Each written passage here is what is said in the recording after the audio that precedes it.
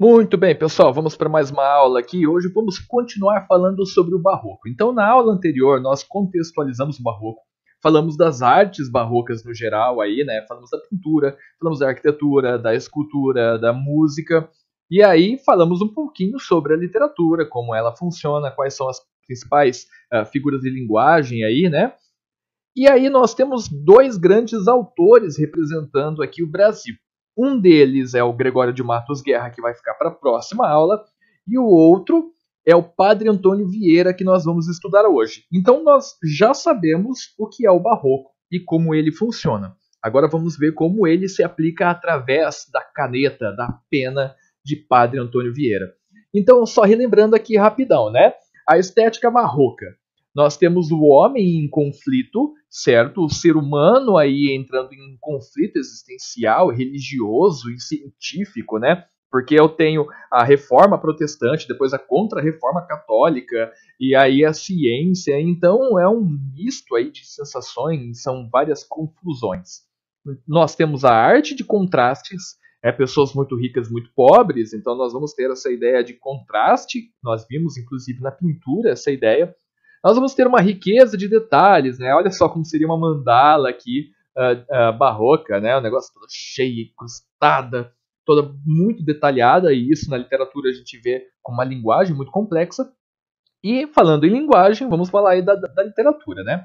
Nós vimos o que é o tal do cultismo e o que é o tal do conceptismo. Então, relembrando aqui, o cultismo que acontece na maioria das vezes na poesia, claro que pode acontecer na prosa, o que acontece na maioria das vezes na poesia é um culto pela forma da escrita, então por isso que é mais comum na poesia, né? Porque a poesia preza muito pela forma, é um jogo de palavras, ou seja, nós vamos ter aqui uma linguagem muito prolixa, muito cheia de palavras difíceis e que enrola muito para dizer uma coisa tão simples. Já no conceptismo, nós vamos ter um texto que preza pelo conteúdo, ou seja, a forma não é tão importante. Pela forma não ser tão importante, a gente costuma ver mais na prosa. É claro que também pode ocorrer na poesia, uma poesia mais simples, mas é mais comum na prosa. Portanto, é um jogo de ideias, poder de convencimento. E a gente está falando do Padre Antônio Vieira, que é um cara que teve uma retórica, ou seja, um poder de convencimento muito forte, muito elevado, tá? Até mesmo objeto de estudo aí por pessoas que falam em público, por advogados, por juízes, por pessoas aí que precisam convencer outras. Portanto, nós precisamos de um texto claro, objetivo. Não podemos fazer rodeios, ok? Então vamos aí falar do Padre Antônio Vieira.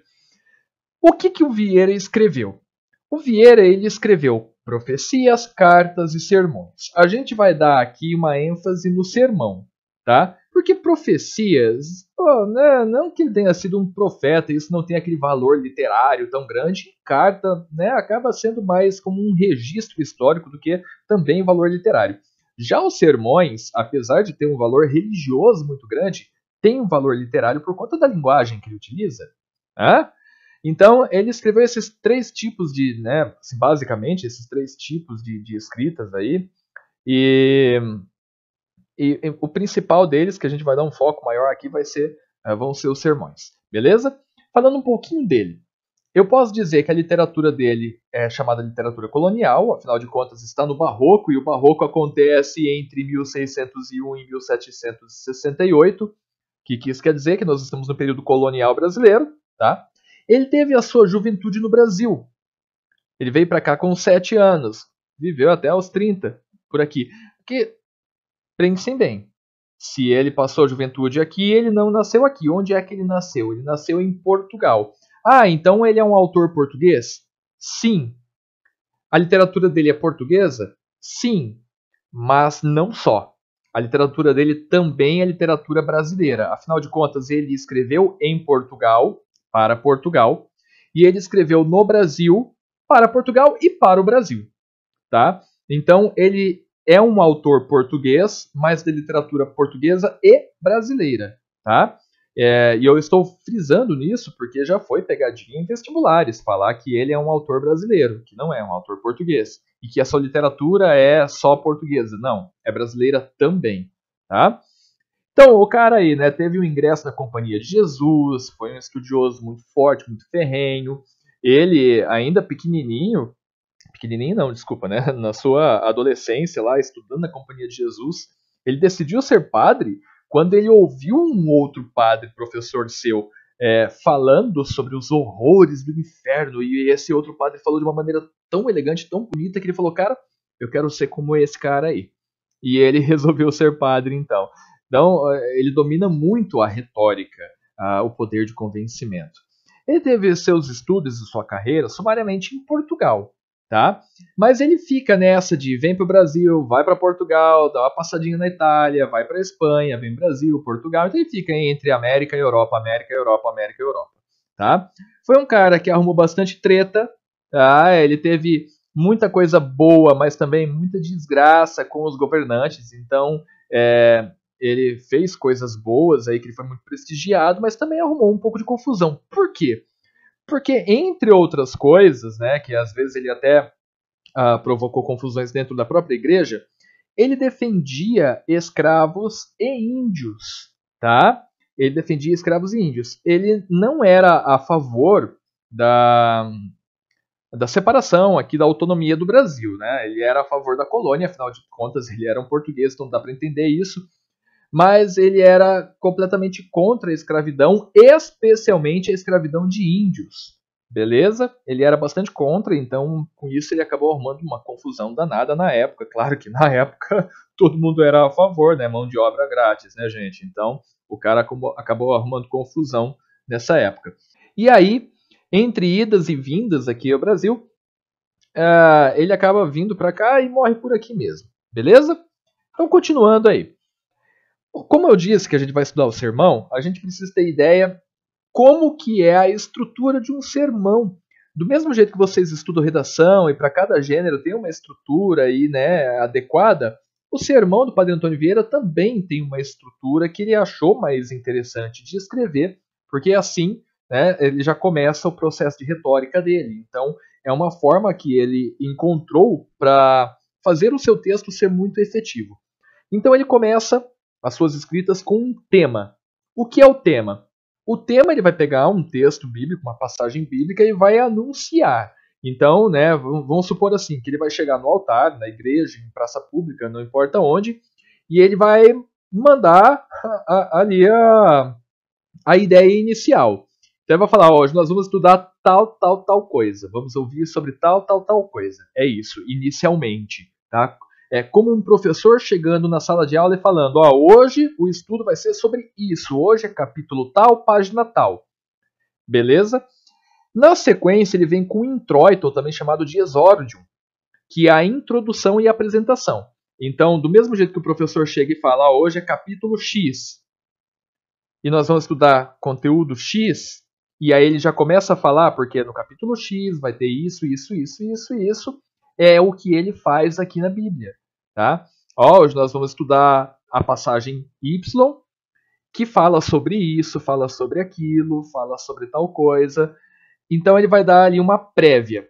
Primeiro ele dá o anúncio do que é e depois a prévia, uma espécie de um pequeno resumo, né? Uma resenha, uma introdução. Tá? E aí, antes de começar, de fato, o seu sermão, ele vem com uma invocação. A invocação seria o quê? Uma oração, tá? Seria rezar, seria a inspiração. Aqui ele acabava recorrendo aí a Nossa Senhora, a outros santos, São Francisco e por aí vai, para que aqueles que estivessem, né, na missa, na pregação, se sentissem mais acolhidos, e isso acabava juntando todo mundo a ouvir melhor aquilo que ele tinha a dizer, tá? Depois dessa invocação, aí ele vem com o desenvolvimento, de fato, daquilo tudo que ele escreveu, que a gente chama de argumento, tá? É o desenvolvimento, ele vai trabalhar aquela ideia com todo mundo. E para finalizar tudo, ele vem com a peroração, que é a conclusão, um apelo final. Então, por exemplo, se ele estiver falando sobre o amor, aqui ele vai concluir dizendo que todos devem se amar e ponto final. Ide em paz, que o Senhor vos acompanhe. Né? Basicamente isso. Perfeito? Então, de forma básica é assim que funciona o sermão do Padre Antônio Vieira. Mas quais são as estratégias que ele utiliza na argumentação, aqui, né, no desenvolvimento, quais são essas estratégias? Em primeiro lugar, ele traz a ideia do princípio de ensinar deleitando. Deleite com vontade. Ele traz a ideia de que se você quer fazer alguma coisa, faça com vontade. Tá? Por quê? Porque se você fizer alguma coisa que você não quer fazer, todo mundo percebe. Todo mundo percebe quando você está fazendo alguma coisa de mau gosto, de má vontade. Tá? Então, já que você tem que sair de casa para pregar, vá e faça bem feito. Faça de maneira que você goste. Tá? E se você não gosta disso, arrume outra coisa para fazer. Porque senão você vai acabar manchando a reputação. Beleza? Então, o princípio de ensinar deleitando. Fale com vontade, com gosto. Ele também gostava bastante de colocar citações latinas no meio do seu texto. Tá? Palavras em latim, não o texto inteiro. Tá? Por que essas palavras, essas expressões em latim, mesmo que na sequência ele falasse a tradução? Tá? Mas por quê? Porque dá um ar de elegância, de autoridade, que todo mundo olha pro cara e fala, nossa, ele sabe latim. E veja o quão próximo isso é de advogados, de juízes, promotores, que adoram colocar ali umas citações latinas para parecer mais inteligente. E de fato, se você utiliza isso é porque você estudou, né? Há também a ideia da entonação e da gesticulação. Como nós estamos numa videoaula que vocês não estão me vendo, mas enquanto eu estou falando eu estou gesticulando, porque né, é típico de um professor. Mas numa aula presencial ou numa aula que seja na videoaula em que o professor aparece, vocês podem perceber que é o tempo todo falando com as mãos, né? E pula para um lado, anda para o outro. Por quê? Porque a expressão facial, a forma como você mexe as mãos, a forma como você mexe os braços, a forma como você anda de um lado para o outro, tudo isso indica algum tipo de sentimento. Então, existe até um livro chamado O Corpo Fala, que fala sobre como o corpo indica muitas coisas sobre vocês. Então, por exemplo, se você, numa entrevista de emprego, cruzar os braços, fica uma situação desagradável, porque se você cruza o braço, dá a impressão de que você não está interessado naquilo, né? Da mesma forma que nós reconhecemos de longe quando uma pessoa está triste ou está feliz pela expressão facial, não é verdade? Nós, até mesmo um amigo muito próximo, de repente, às vezes aquela mínima expressão que ele dá já é o suficiente para a gente reconhecer, não é verdade? Então, a gesticulação é importante, a entonação da voz também é importante. Imagine se uma aula de literatura, que já é um pouco cansativa, eu falasse sempre assim, a entonação da voz é importante, a gesticulação também é importante. Nossa, aquele negócio, hein? Uma variação cansa. E o fato de você variar, dar uma pausa na fala, andar para um lado para o outro, faz justamente com que o público acabe não se esgotando tão rapidamente, tá? E nós partimos para a lógica aristotélica. Claro, você precisa utilizar lógica naquilo que você fala. O que é lógica? Você vai utilizar aqui exemplos. Você vai colocar isso na prática, tá? Para que as pessoas consigam perceber aquilo que você está falando. Não adianta ficar com muita teoria, você precisa partir para a prática, tá? E essa prática ela vem sempre dos princípios bíblicos, ok? Para isso, ele se utiliza de analogias, comparações, ilustrações, exemplos, tá? Coisas que podem acontecer aí com qualquer um. Então, fazendo isso, você tem uma chance de alcançar aí um sucesso retórico muito grande. Quais são os temas de seus sermões? Ele era contra a escravidão indígena. Isso porque, né, diz que a bisavó dele era indígena, então, né, ele acabou se tornando uma pessoa aí que defendeu bastante os índios, mesmo que, né, na época isso fosse bastante contra o governo e até mesmo contra a igreja. Ele também era contra os maus tratos aos escravos, ele era a favor dos cristãos novos, o que era bastante difícil da igreja católica aceitar, porque quem são os novos cristãos? São os judeus convertidos. Então a igreja católica aceitar seria um pouco difícil, mas ele era a favor. Então, ele trazia nos seus temas princípios cristãos aí no geral, o amor, fraternidade ao próximo, tá? Sempre as coisas boas. Ele era também a favor do desenvolvimento da colônia, como eu disse anteriormente, ele não era a favor da separação, ele era a favor do desenvolvimento da colônia. E um outro tópico também que vale a pena ressaltar aqui, que talvez seja o seu sermão mais famoso, que eu vou comentar um pouco mais para frente, que é o sermão da 60ª, é sobre justamente pregar com vontade. Já que você é padre, então exerça o seu ofício com muita vontade. Ok? Bom, aqui tem um esqueminha só, mais pela curiosidade mesmo, da sua vida, tá? Desde os 0 anos até os 89, aqui o que ele faz, para onde ele vai, para onde ele vem. Então, nós temos o seguinte, nós temos a chegada dele no Brasil, nós temos o ingresso dele na Companhia de Jesus, aí nós temos aqui um momento de maior prestígio da carreira dele, que foi entre 23 e 55. Aqui, entre ali 55, 56 até 75 é um momento de oposição em que ele arrumou bastante treta aqui, tá? E aí a gente consegue perceber aqui também as idas e vindas dele, né? 41, 54, 61 e 75 em Portugal, tudo isso. Em 55 ele escreve o Sermão do Bom Ladrão, que é quando ele começa a arrumar treta com a política. A gente vai ver um pouquinho desse Sermão do Bom Ladrão. Aqui, Sermão pelo Bom Sucesso das Armas de Portugal contra as de Holanda, que ele acaba ganhando um prestígio muito grande. O Sermão da 60ª, que ele consegue arrumar um pouquinho de treta com a igreja. É só um esqueminha aí para vocês perceberem, tá? Então veja que durante as invasões holandesas que ele escreve aqui o Sermão pelo Bom Sucesso das Armas de Portugal contra as de Holanda. Então, vamos falar aqui do Sermão da 60ª. Anteriormente eu tenho só um trechinho aqui, né, do estilo conceptista, tá? Então, olha só, ele se valeu do estilo conceptista, voltando-se para a argumentação e raciocínio lógico e criticando duramente os adeptos do estilo cultista. Então, eu não vou ler esse trechinho para vocês, mas vou deixar aqui para vocês lerem. E vamos falar desse Sermão da 60ª. Nós temos aqui o Sermão da 60ª, né, o contexto da época, conflitos no Maranhão, os índios escravizados, os sermões aí, né, ou sermãos, tanto faz, que não davam frutos, ou seja, um monte de padre pregando para tudo quanto é lado e ninguém estava acompanhando, então ele tentou entender o porquê. E para isso, ele utiliza a parábola do semeador. Tá? Ele vai utilizar a parábola do semeador. Deixa eu apagar essa linha aqui que ficou bem feia. Qual é a parábola do semeador? Basicamente é a parábola do rapaz que sai para semear sementinha por sementinha e mesmo assim consegue uma boa colheita, né? Vocês podem conferir aqui em Lucas capítulo 8, versículo 5, 5 a 15. Bom, o Sermão da 60ª é basicamente a arte de pregar, é sobre a arte de pregar. Então nós temos um sermão aqui bastante metalinguístico. Ele diz assim: palavras sem obras são tiros sem bala. Ou seja, atroam, mas não ferem.